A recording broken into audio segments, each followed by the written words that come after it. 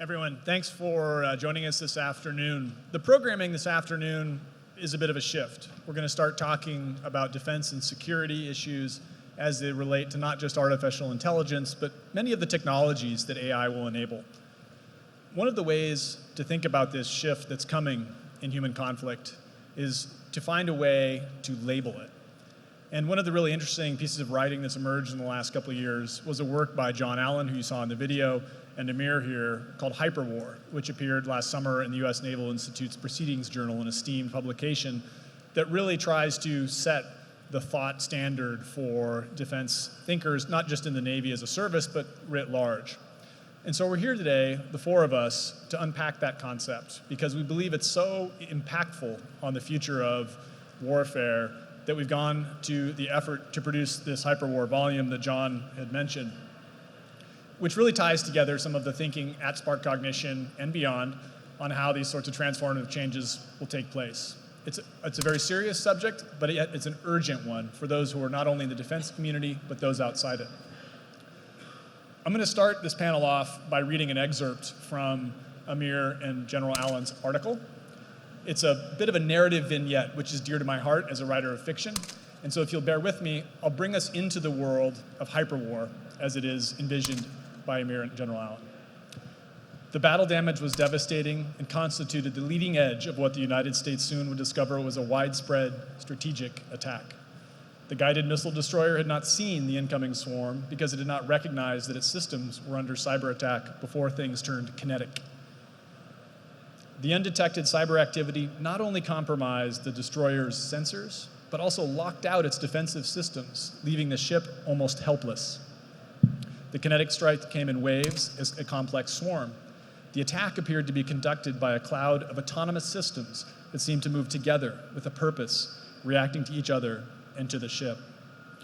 So Amir, if we haven't scared everyone here in the audience enough, unpack a bit the HYPERWAR framework and talk about its origins, particularly to how you see it as not becoming just hyperbole, but something that can be used to guide policy, investment, et cetera. Absolutely, August. So, one of the things that we looked at in considering how artificial intelligence can change the future of warfare was this notion that, within warfare, there's this concept of what's called the OODA loop: observe, orient, decide, and act. So it goes from perception all the way to action. And how quickly you can perform that OODA loop is a massive competitive edge. If you think about the story of David and Goliath as an example, David won because he was acting inside Goliath's OODA loop. It wasn't because David was stronger.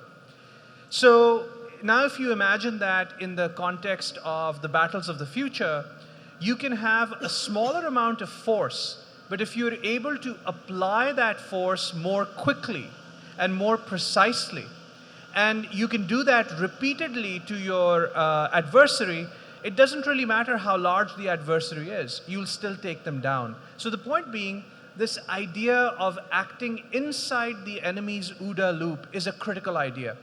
So now, how can you do this? There are conventional ways in which this speed up has been achieved, but artificial intelligence really represents the ultimate speed up for something like that, where perception is automated, information filtering is automated, decision making is significantly augmented, if not entirely automated, and you have an OODA loop that for the first time in human history can literally operate at the speed of light.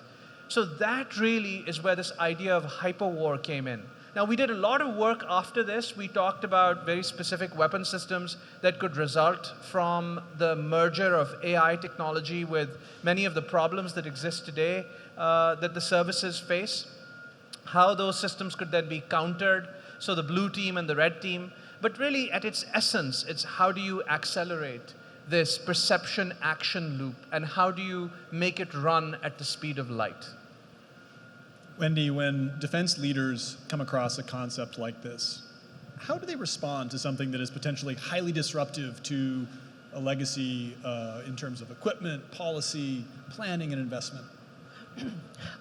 It's a really, really great question. And as you might imagine, and as Amir has personally seen now for the last several years, there's enthusiasm and excitement about the potential and obviously the military benefits. Operating inside the Department of Defense, you can say that folks really have a common objective that's very mission focused. So in other words, how do we as the Department of Defense retain technological superiority to keep our military edge? So from a theoretical point of view, or even from a technologically imaginative point of view, they understand that technology is central to that. I think I'd like to back up for a minute, if you don't mind, August and my colleagues, and sort of make a broad comment and really a big thought that situates us contextually with the dramatic nature of this concept called hyperwar and its implications for the military and even globally. And I'm going to steal a line from Amir's book, The Sentient Machine, which if you haven't read, you should, and it's out there on sale. There's a really interesting line in there. There are a number of them, but one of the ones that struck me so much, and this gets at the Department of Defense question, bear with me just a moment, is he says, you know, basically, over the long arm of history, there have been only a handful of truly fundamental changes in the way that we wage war. The employment of cavalry, the advent of the rifled musket, a combination of fast armor with air support, coupled by instantaneous radio communications and the execution of the blitzkrieg strategy of World War II. I would add the invention of nuclear weapons. Well, here we are, where technological developments from a variety of fields are resulting in another big seismic shift. And even if you sort of look at the etymological roots of the word seismic, it's seismos from Greek, which means shock, right? Shock to the system, shock to the way that things have been conventionally or traditionally done. And I think we are on the cusp of that right now, particularly in the military space. So the question really is, what do we want our role as Americans, and what do we want our role as the American military and defense leaders to be? What's fascinating is Amir and General Allen have developed a concept that most defense leaders that I have talked to during my career in the Pentagon, I worked with 3 different secretaries of defense, are not really taking on. It's a much more banal set of conversations and considerations about, well, what really is artificial intelligence and machine learning? No, which is not to say that, you know, the incredibly seasoned and talented professionals of the Defense Department are naive in that way. But I would illustrate my point with a quick story. I worked for former Defense Secretary Ash Carter, and I'll never forget, around 2014 or so, we were on our 10th-ish trip into Afghanistan. And I remember him sitting in the back of the plane and saying to me and to others, in a rare philosophical moment when we had a minute with each other as a team to sort of think about what we were doing and how long we'd been in this war, he said, you know, I wonder, after almost 15, 13-ish, whatever it was at the time, years of devoting intellectual resources, human capital in terms of American men and women in uniform, but also the civilians and the defense contractors and all of the people infrastructurally who have supported this campaign, I wonder what we haven't been paying attention to. In all these years, what have we missed as a result of being primarily focused on Iraq and Afghanistan? That raises a great technological question for Bruce, really. What are the foundational technologies of the hyperwar framework, and how close are we to actualizing them in a kind of real-world sense? Right, well, I totally agree with Wendy that AI could be an incredibly disruptive technology in weapon systems. Surprisingly, even though it will be so impactful, we're surprisingly close to being able to deploy these kind of weapons. Building them starts with deploying using the same kind of technologies we have in autonomous vehicles. Technologies for localization, for pathfinding, specialized controllers for specific tasks like navigating a 4-way stop. Of course, for a weapon system, it's going to be some other narrow task, like identify the tank and take it out. But in all of those technologies that we're now so comfortable deploying, they're all limited in one important way. They're all single system deployments. Hyperwar is probably going to be fought in swarms. It raises a whole new technological challenge in terms of deployment, and that is the area of multi-agent systems in AI, which has a rich research legacy, but not so much in the space of deployment. Multi-agent systems focus on how to build systems that take a high-level goal and then divide it up among a large suite of individuals, and how to plan a mission with those kind of resources at your hand. Nevertheless, I think with 5 years of concerted research and development, the United States could deploy multi-agent systems capable of planning such attacks. The real amount of time this is going to take is going to turn largely on whether you're aiming for a narrow AI solution or a general AI solution. A narrow system is going to be a hyperwar weapon system that's capable of a rather scripted line of attack. Take out a particular tank or a ship using a rather scripted path to doing that. A more general AI solution is going to be capable of responding to contingencies that come up in the course of waging a battle. If you're looking, so I predict that within 5 years we're going to see narrow AI weapon systems, and within 10 years they'll be moving much more dramatically toward robust general purpose AI weapon systems. Amir, one of the ways that I keep abreast of what's happening technologically is with Twitter. And part of that is flagging things that I see that I've been exploring for their military relevance in the future, ghost sleep moment of the day, that sort of thing. And I'm having a lot of them lately, especially as it relates to unmanned systems, AI. Recently the Syrian rebels attacked a Russian base with effectively commercial drones.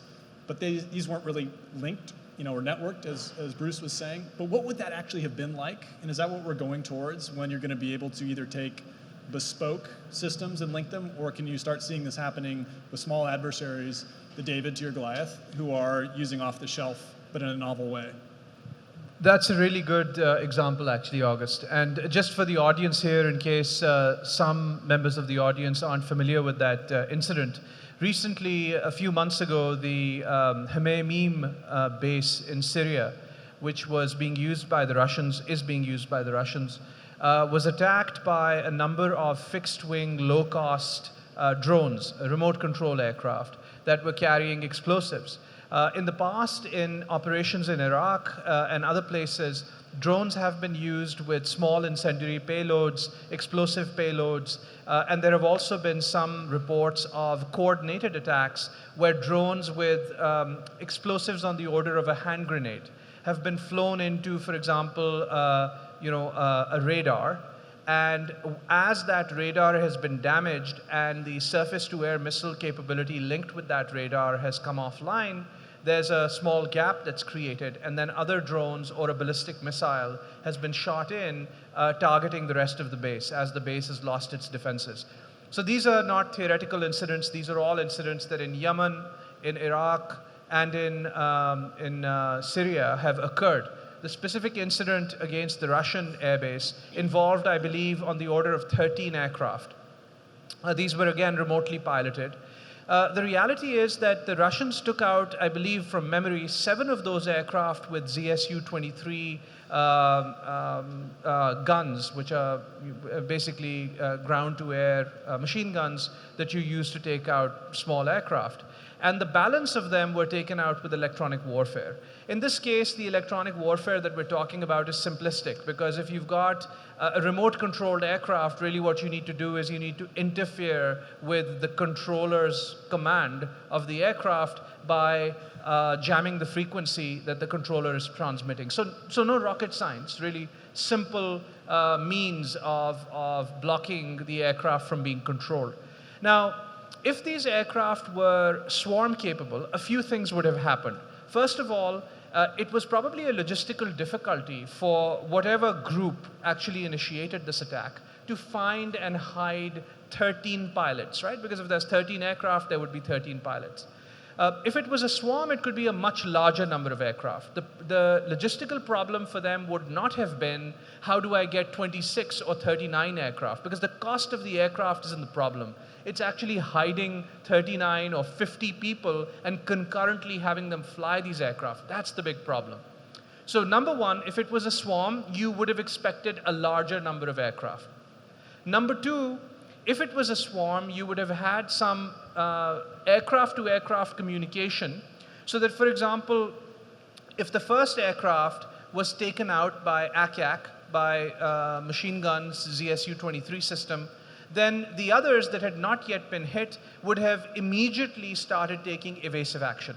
Evasive action, perhaps, that was even designed specifically to detect the acoustic signature of a ZSU-23 strike, and then in response to that acoustic signature, take very specific measures that were designed to foil a ZSU-23 attack. So in other words, there would be greater intelligence. The third thing that would happen is that there would be autonomy. And with this autonomy, jamming becomes ineffective. Because again, what does jamming do? What jamming does is it prevents the controller from controlling the aircraft. And if you have true autonomy and if you've got a pre-planned target, then you could talk about, well, was GPS denied and so on and so forth, but there's even ways of getting around that. But you couldn't really jam this aircraft anymore. I mean, if you think about a simplistic construct, if you're familiar with a Faraday cage, some in the audience I'm sure are, but the idea is that if you're able to keep RF out with a very simple mesh design, you can keep radio frequencies out, you can make an aircraft immune to being jammed, even in that small context. So it probably wouldn't have been jammable. It probably wouldn't have been 13 aircraft, it would have been a larger number. And if the first loss had been experienced, then that loss would have caused the swarm to adapt its behavior. So you would have had adaptive behavior. So the net of those three things can only lead me to say that it would have been a devastating strike. Bruce, what this example really brings home to me is the amount of experimentation that is occurring on the battlefield. That also raises a question, what are the changes in the laws of armed conflict, just war ethic that go with that? That's not a conversation we have usually first. We tend to do that post fact. So with machines, particularly those that are networked in the hyperwar context, can we teach them ethics and morals? I know of one line of research in AI on teaching machines to be moral, and it actually comes from a colleague of mine at the University of Texas in Computer Science Department. Peter Stone and his PhD student Brad Knox have been working on an approach to reinforcement learning that not only teaches the machine an effective course of action for achieving a goal, but also teach a machine to choose only those actions that are in some sense moral or ethical to that, at least as in the teacher's eyes. Now, in a way, that last phrase gets at the complication. What we're looking at in this line of research is having two signals from a teacher. One signal that's telling the reinforcement learning system whether the system chose an effective operator, one that will advance toward the goal. The second signal is one that tries to provide feedback to the reinforcement learning system on whether the choice of an action in a particular context was moral or not. These are two very distinct signals. And the first signal you can implement in reinforcement learning and has been successfully implemented thousands of times now in the context of a simulation. You can build a simulator that the reinforcement learner experiments with in the simulation, and the simulator plays the role of the teacher. The simulator provides feedback on whether a choice of an action was effective or not. Effectiveness can be determined objectively. The second signal, though, is much harder. The signal for morality is a subjective consideration. It can't be put into a simulation. It can only come from the the wisdom of a human teacher, at least as far as we have today. The complication here then is the pace of learning.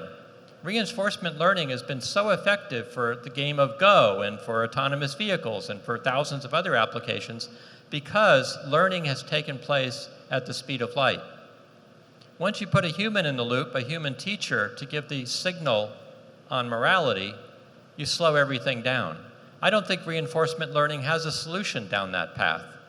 I think instead, to teach morality to a machine will require rethinking the very foundations of machine learning, taking us to a completely different space of solutions.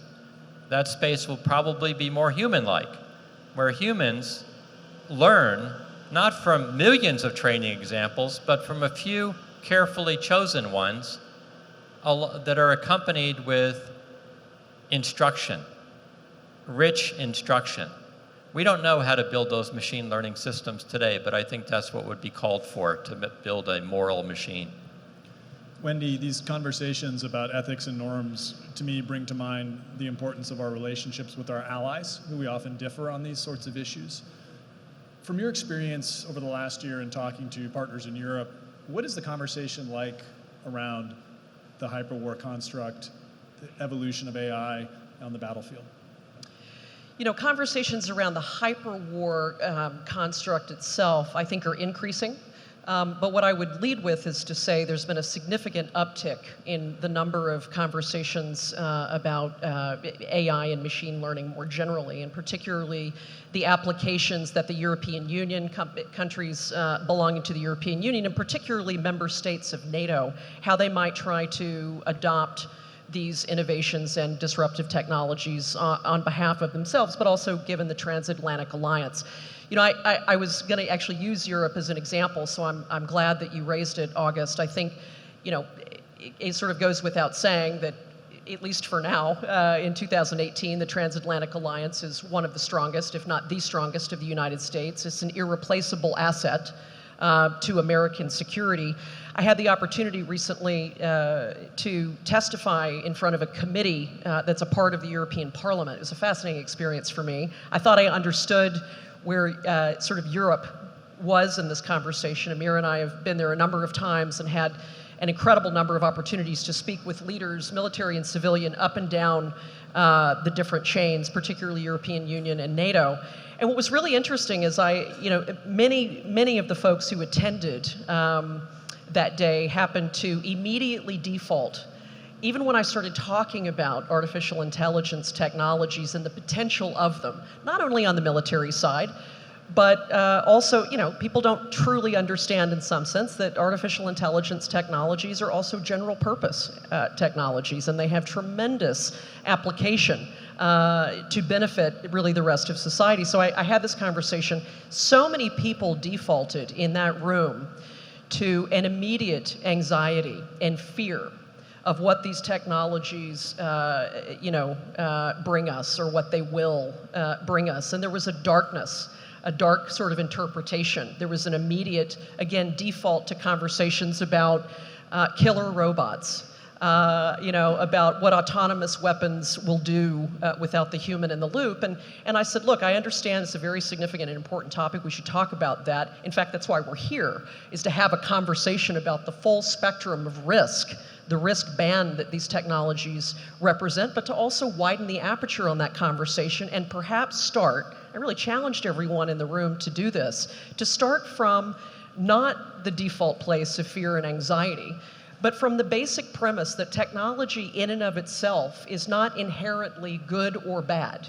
It is the human that ends up deploying that technology in service of a particular intent or belief or purpose. And so we had a whole series of conversations about, what do you want your role, European countries, to be? NATO and the EU are critical to that conversation. I was accused of being an American, which I am, so I thought that's really an interesting thing to be accused of, given that that's actually what I am. But it was a fascinating conversation about where I simply said, you know, I'm not obviously coming here to sort of lecture my greatest and oldest allies as to what it is that you need to do, but you have a leadership role to play in this debate. Maybe it's in the regulatory conversation. Maybe it's in the ethical, moral framework development. Who knows what it is? You all get to be a part of deciding that, but you have a tremendous opportunity before you. We're all a little bit behind. The AI train has left the station, and now it's really time to figure out, how do we take that all-of-government approach? How do we not become Fortress Europe and restrict other countries' technologies in our own commercial markets? You know, how do we figure out that AI is not just Buy America, right? It's a global phenomenon with China and Russia sort of nipping at our heels, if not potentially standing, particularly the Chinese, you know, sort of right at our shoulders. Don't wait. Like, the time is now, if it's not already past. And again, you know, to their credit, there's been a tremendous uptick in artificial intelligence investment. You have companies like France under, you know, Macron, who are referring to France as the startup nation. That's really interesting.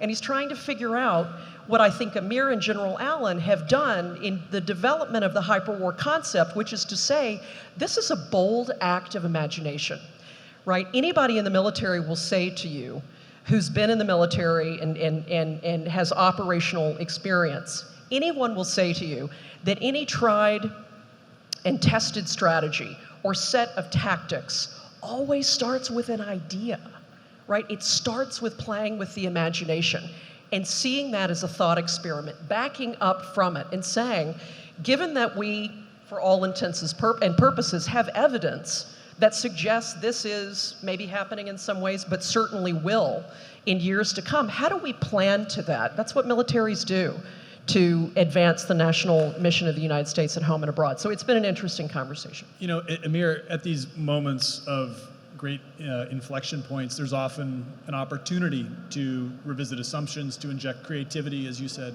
into how we perceive the global security environment, the strategic picture. But I think there's another conversation about just what is a defense company in the AI era, because of the power of machine speed and algorithms.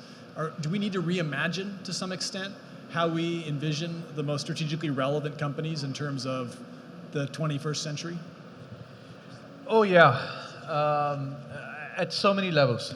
I mean, first of all, if you think about the connectedness of everyone on Earth and the amount of information that's now known about almost everyone on Earth, we talk about this in the HYPERWAR book, but it's quite possible now to algorithmically run an ocean personality test, a psychographic test, on pretty much anyone that has written some words on Twitter and some words on LinkedIn and some words on Facebook. Many of you might know that ocean is a sort of a multi-axis psychographic test. So for example, N in ocean determines how neurotic you are. E determines how extroverted you are, and so on and so forth. So for example, if you have an algorithm that's running at scale and taking public data that exists on pretty much everyone here in this room and even beyond, and you're able to do these analyses and you're able to come up with somebody's ocean profile, and let's say that you determine, first of all, that an individual suffers from a heightened level of neuroticism. And then by analyzing words, the AI is automatically able to cluster some of the fears that that individual might have. If you take the political context, the individual might fear, say, job loss, or the individual might fear immigrants, or the individual might fear, that guns will be taken away, the Second Amendment will be taken away. It could be anything on either side of blue and red. But similarly, there can be parallels even outside politics and in business. So now if I've automated that process of understanding exactly how susceptible an individual is to a particular kind of neurosis, with current technology and the way it exists today, for example, even simple things that were invented by advertisers like cookies and sticky cookies and the fact that Google now owns most of the ad network all over the world, I can basically identify an individual, I can figure out how neurotic they are on a particular topic. I can then craft messages, and I can do all this in an automated way. Then I can craft messages that are essentially heightening the fear that triggers that neurosis, and I can chase them everywhere they go, and they really can't do anything about it. And I can provide multimedia messages that continue to shape the behavior of that individual. Now, a campaign this advanced hasn't been run to my knowledge, but really in the past you can see with political shaping of opinion, some similar, less advanced things have been done. Now, in the context of global politics, and when you're starting to think about Russia and China and the US and many other countries, and even the dynamics in the Middle East, the reality is, will this happen? I think it absolutely 100% will happen. There's no question. So now, what do you call that? When an AI system can be let loose, for example, on every scientist that's working on a nuclear program in a country. How do you know that a scientist is working on a nuclear program in a country? Because the data already exposes this. You can go and on archive using natural language analysis, looking at papers, looking at graduation profiles from the top 10,000 American universities. You can autonomously extract the list of everyone that has a certain kind of degree. You can then search, you can figure out where they are. You can get 95% of that data using what we call OSINT, or open source intelligence. Then you can figure out what their psychographic profiles are, where they are in life, and you can run a campaign like this. This is very, very dangerous. But what do you call that?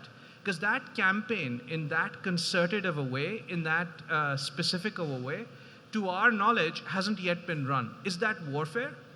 You know, in conventional terms, one would think that a campaign that was designed to deliberately take out a national security capacity, that such a campaign would be war without declaration of war. So these are the kinds of questions that we'll have to grapple with. So, August, you and I were talking about this. For example, is Facebook now kind of a defense company in that they can enable as Twitter or LinkedIn or these open data frameworks? Are they the providers of data that can be used by AI algorithms to create targeted campaigns that may cause somebody to take physical action against themselves? Is that sort of thing, does that fall into the realm of a defense company? Perhaps.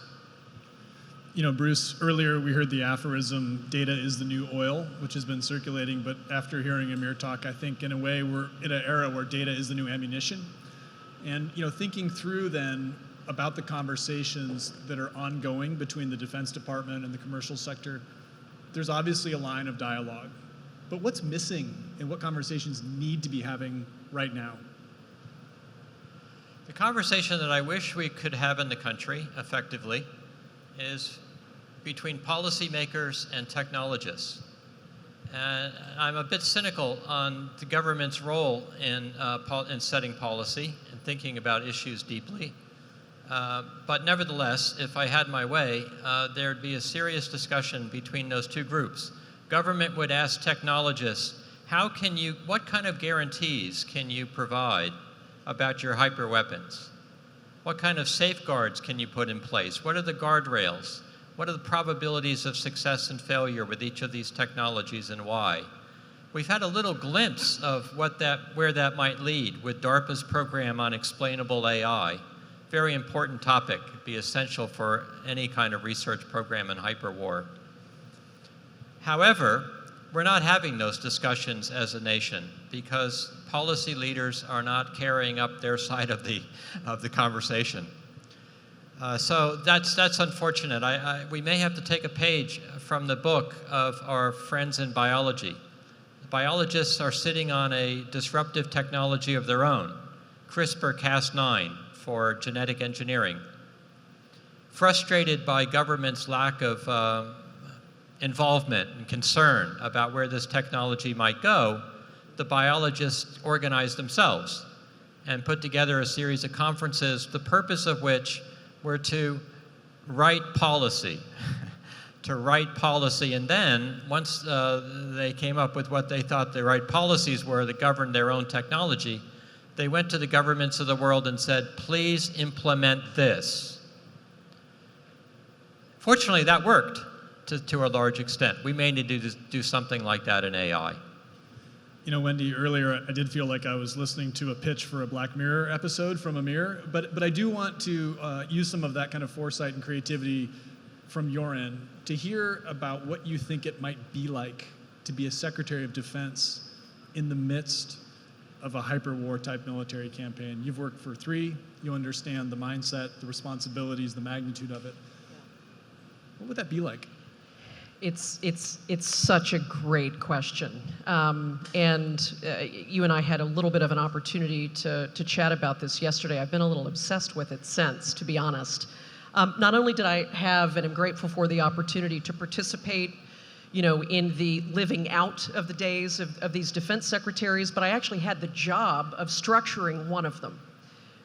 Former Defense Secretary Ash Carter, as I mentioned. So I do have great intimate sort of exposure to the 24/7, you know, op tempo and the breathless pace of the day and the constantly having to be on and accessible, and, you know, whether it's to date him going to the White House and briefing the president because he has that responsibility, or whether it's signing off on war plans, or whether it is, you know, even from a morale point of view, you know, keeping troops motivated and so forth. There's a whole panoply of things that go into a secretary's day, and it has its own logic. It also has its own art. I was thinking a little bit about, though, if we were to postulate the conditions of a hyperwar era in the ways that Amir and General Allen have laid out, I have a couple of ideas that I wanted to throw out to you. I can't completely claim them as my own. I actually talked to General Allen last night on the phone, and I said, here's this question. Let's go back and forth and brainstorm. It's one of the most interesting questions that has come to me from a long time, because it is so much a part of what my time has been in the Defense Department. So here are some of the things, if you don't mind. I'm going to read a couple of them that I jotted down from our phone conversation last night. He said it was absolutely perfect with him to do that. One is a sort of basic one, and this was one of the ones that I suggested. It seems a little banal. It's actually quite profound. Profound, utter, and total reorganization of the Defense Department and its attendant infrastructure as it currently is. In other words, a profound reorganization of the Office of the Secretary of Defense, which is those several thousand people, as Josh and Jen Savata and others know. You'll hear them in a subsequent panel, supporting the Secretary of Defense and everything he has to do. It's a reorganization of the Joint Staff. It's a reorganization of the geographic and the functional commands. I think most people don't realize that still in 2018, the Department of Defense is still mostly organized to a post-Cold War mentality and world. It really hasn't had the update that these kinds of technologies warrant or make us responsible to update. You know, secondly, ensuring that national security command and control and the network of command and control operate at the speed of hyperwar. And so let me just take you into a quick sort of scenario. What that would essentially mean, and I'm sure these two gentlemen to my left could say it perhaps in a much more eloquent way. To me, as sort of that AI practitioner, which is what I pride myself on, it means this. How do you create a command and control situation that is stable, that is secure, that moves at the speed of hyperwar, and that allows for the simultaneous, maybe there's a better word, ingestion, incorporation of data from real-time data from our troops, contact with our adversaries, and somehow that whole situation, and however many data points that is, data points X, is able to then be real-time, be incorporated into a Secretary of Defense's judgment that is then real-time somehow provided to the president, which is part of his responsibility to provide the best advice to the president. So you have a situation, right, where you've got to create some sort of ability to do that. I don't know how you do it. I want to mention just two more things. Ensuring that the Secretary of Defense lives within a comms bubble. Now, many would say who've worked with a SecDef or a Secretary of Defense, he already does, okay? It's not entirely true when you take that to and try to apply it to a set of hyperwar circumstances. So no matter where he is or when it is, you have to somehow say he is capable of entertaining a highly distributed and secure command and control network. He and other principals, say the CIA director, the director of national intelligence, the secretary of state, you're basically saying maybe they should be augmented through some sort of biotechnical means permitting him and the entire chain of command to think communications real time, right? This might occur through a personal wearable communications ensemble of some sort, or maybe it's a surgical intervention in the context of human-computer interface. I don't know. But I think that, the bottom line is that the White House Situation Room, that room where the president chairs hugely important policy or operational meetings with his entire cabinet on the national security side, it's obsolete, it's too slow, and it would normally be a target in a situation like this. Ensuring there is a total blurring between the private and public sectors, right? So in other words, they can't ever exist again as mutually exclusive communities. Yes, we've made some progress. Yes, we're glad for those advancements. There's still a tremendous degree of friction for those of you who follow, sort of the fractious and frictious tech relationship with the Department of Defense and the defense industry itself. But you somehow have to make sure that every single aspect of doing business with the United States government is completely overhauled. The whole modernization cycle, from concept to fielding to modernizing equipment and systems and so forth. And I think that it may as well, or it might as well have existential applications as an adversary might out-innovate, which is, or as many people are saying, and certainly Amir and I have talked about, is a situation that we don't, as the United States military, want to be in. In other words, we're out-innovated by the Chinese such that they're deploying something that immediately makes whatever technological deployments to counter that obsolete and therefore unworkable, and therefore we lose, just to put it very simply. I think it's a really, really interesting question. There are implications for the entire process of training. There are implications across the spectrum of what would happen to the research, development, technological projects as well. The whole sort of science and technology and R&D components that are really the center points or the most important pieces of our weapon systems, and what really, I think, makes our military stand out among the best in the world in recorded history. Those are the kinds of things, and it goes much, much further than that. But as a thought experiment, it was fascinating. I don't claim to have any answers, but it was a fascinating exercise of imagination to try to take that on for a night. We'd love to engage the audience for a little bit here as we move towards wrapping things up. There is a roving mic, so just raise your hand and grab the attention of one of the staff. Amir and Bruce, a double-barreled question for both of you. Is China just going to force our hand in this, and this deliberative process, this studying the problem, admiring the problem, going to become an impediment to responding? I have a very short answer to that, which is that it's not that they're forcing anyone's hand. The reality is the technology is inevitable. Technology is inevitable. And once a society attains a certain level of technological competence, there is a certain order by which innovation then occurs.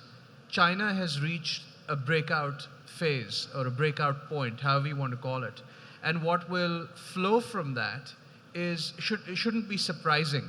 There will be minor differences in what we do and what they do, but the reality is that it's not them actively forcing anyone's hand. I think it's just them attaining a level of technological competence which creates a capability.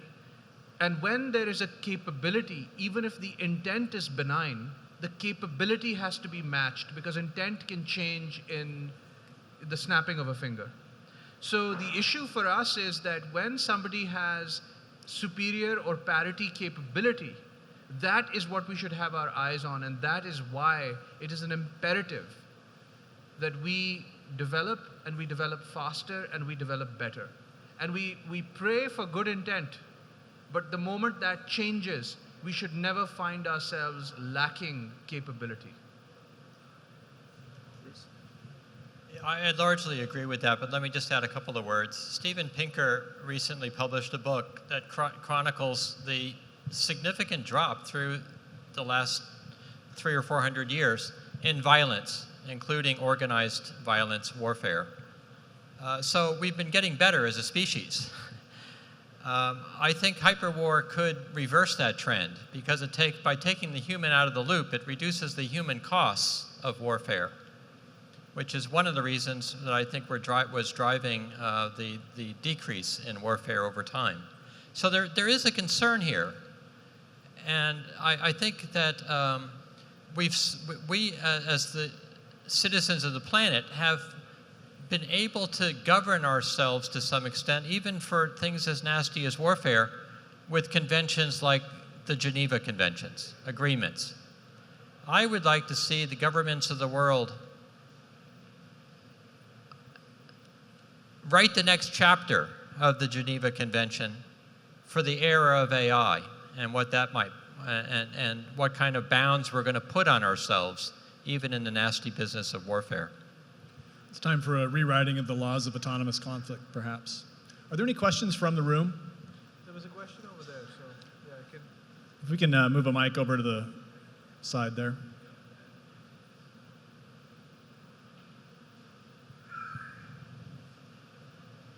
Do you think it's to a point, or could get to a point, where the war we could either win or lose without anyone even firing a shot? I mean, you guys talk about weapons and stuff, but I mean, if our power systems were crippled or anything like that, I mean, is it possible you could win or lose without even realizing you even started a war or in a war?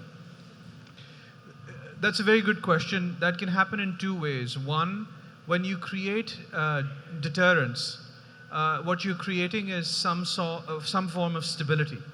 And if you create deterrence of a type that the other party that can take armed action against you refuses to take that armed action because they know that the cost that they will pay if they were to go that direction is so high that the action that you want to take actually shouldn't even be countered.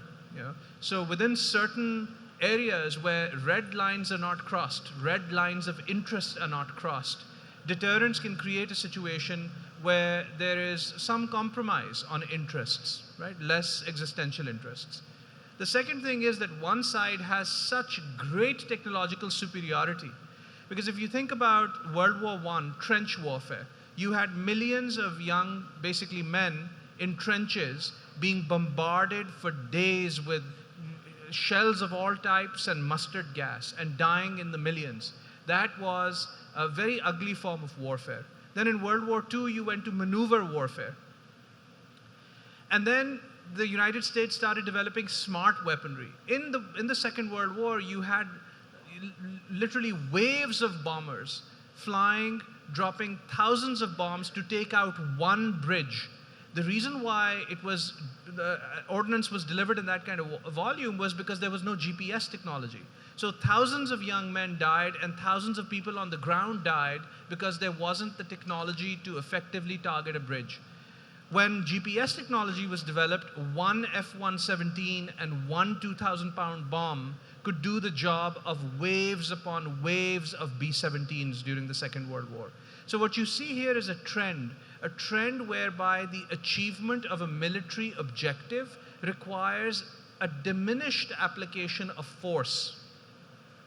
And one view is that as we go into this fourth offset, if you will, an AI-powered offset, that you can apply even smaller quantities of kinetic effects at such great precision and with such great coordination that you may achieve your objectives without even needing to blow up bridges.